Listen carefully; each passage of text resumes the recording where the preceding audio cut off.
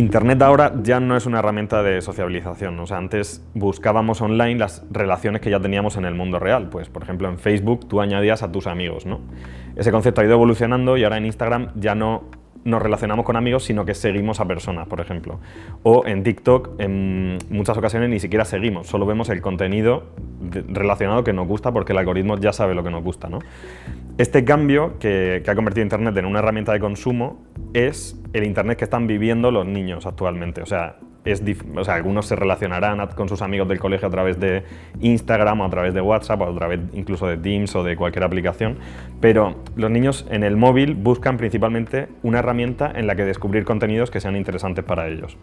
Esta idea es importante porque lo que consumimos y lo que somos a veces se confunde. O sea, cuando uno lee un libro y le gusta mucho, de algún modo se siente parte de ese libro, se siente parte de esa historia, como que empieza a interactuar con lo que ha consumido, ¿no?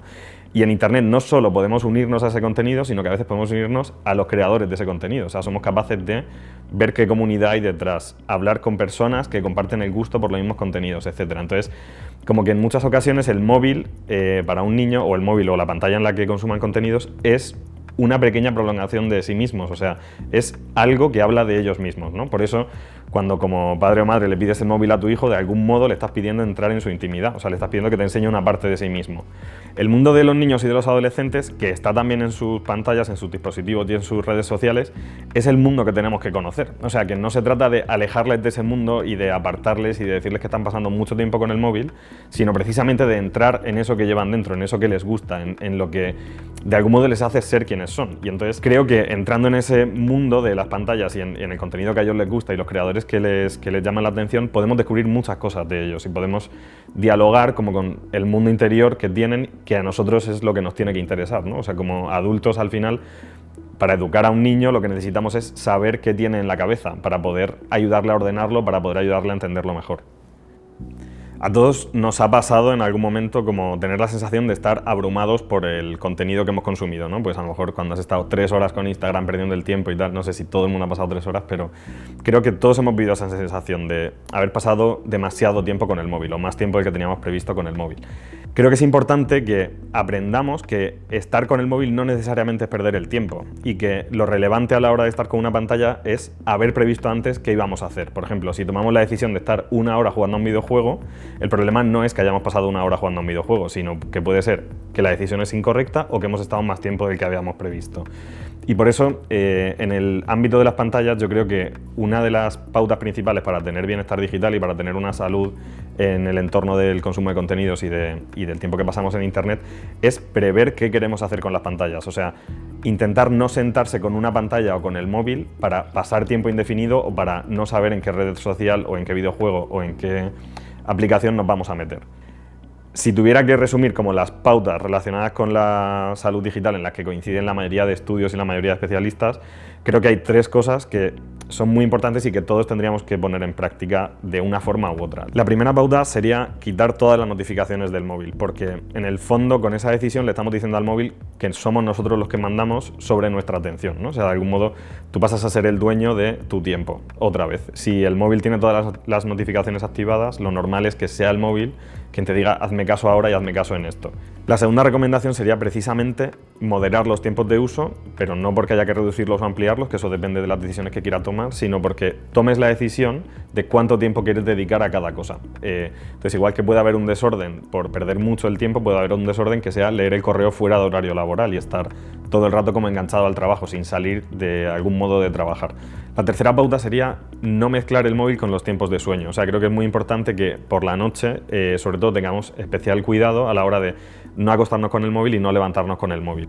Podemos perder muchas horas de sueño y podemos perder mucho tiempo de descanso si no somos capaces de dedicar unos minutos antes de dormir a otra cosa, que puede ser la lectura, puede ser simplemente pensar en qué vamos a hacer al día siguiente, etcétera, ¿no? Pero creo que es muy importante no acostarse y levantarse con el móvil.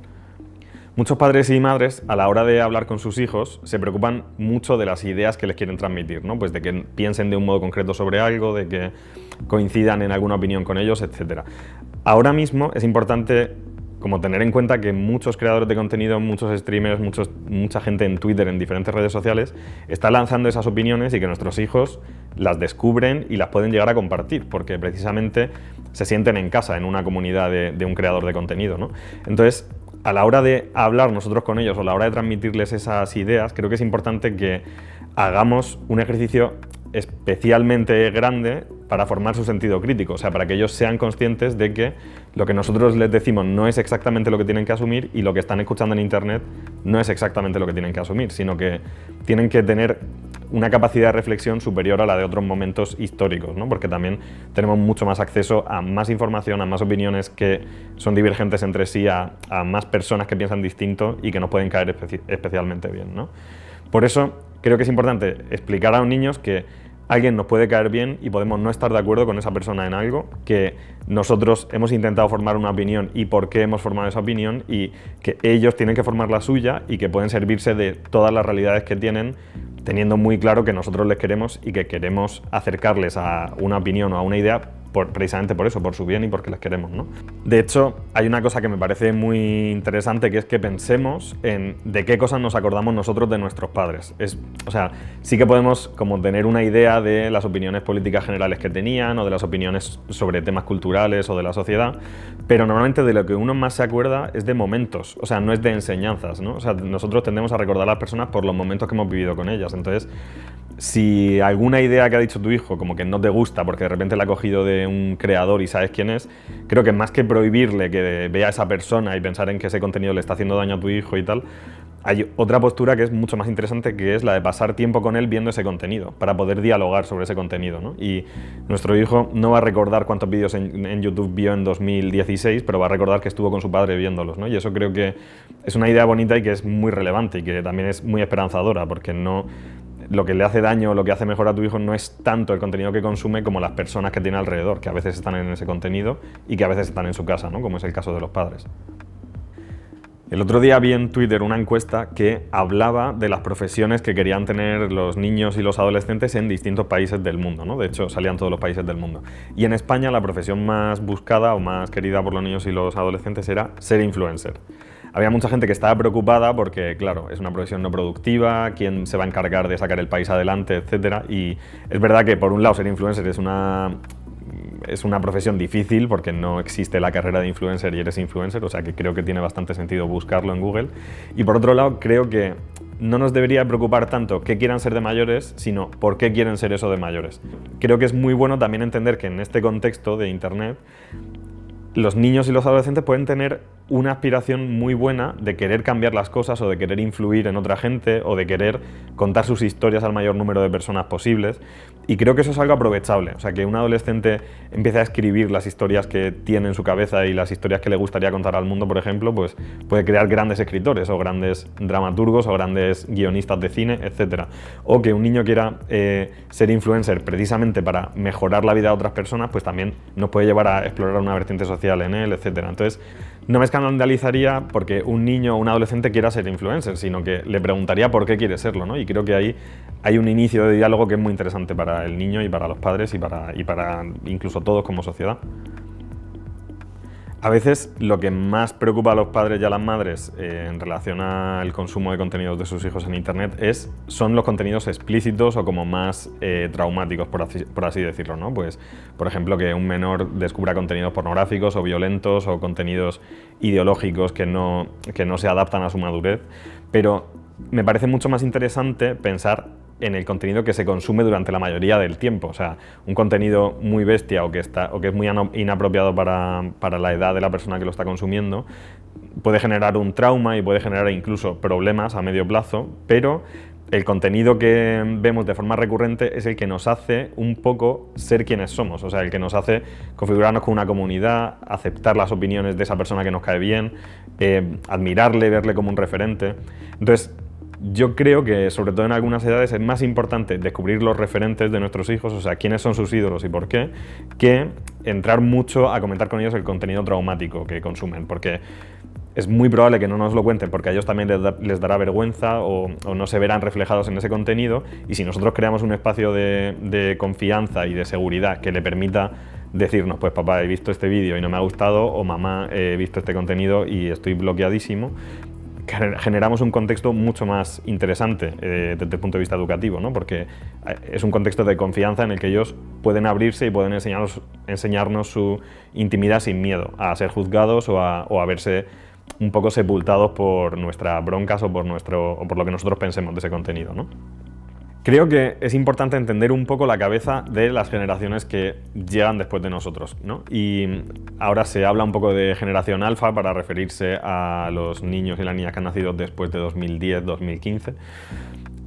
Creo que esta generación tiene unos retos que todavía no sabemos cuáles son y que se van a ir ampliando, pues en la medida en la que la inteligencia artificial, por ejemplo, cobre fuerza en algunos sectores, pues llegará un momento en el que no sepamos si estamos hablando con una persona o con una tecnología. Y todo esto va a afectar de algún modo a las relaciones sociales y sobre todo a las relaciones sociales en Internet.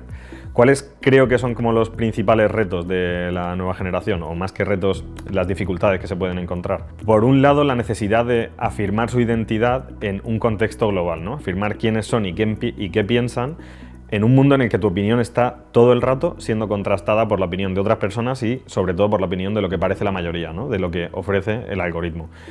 Ser auténtico en un contexto en el que entras todo el rato en conflicto con alguien es muy difícil, requiere mucha valentía y creo que es un reto, desde luego. Otro de los retos sería entender el placer que hay en la búsqueda de algo. Por ejemplo, en estudiar pese a que no acabemos trabajando en esa cosa en la que estamos estudiando, o en dedicar esfuerzo a aficiones inútiles que nos hacen felices, o a dedicar como una intensidad especial a tareas que no sean productivas. ¿Por qué digo esto? Porque Internet tiende mucho a ofrecer modelos de éxito, ¿no? Pues un streamer que tiene muchos viewers, quiero ser como esa persona para tener éxito, ser rico, etc.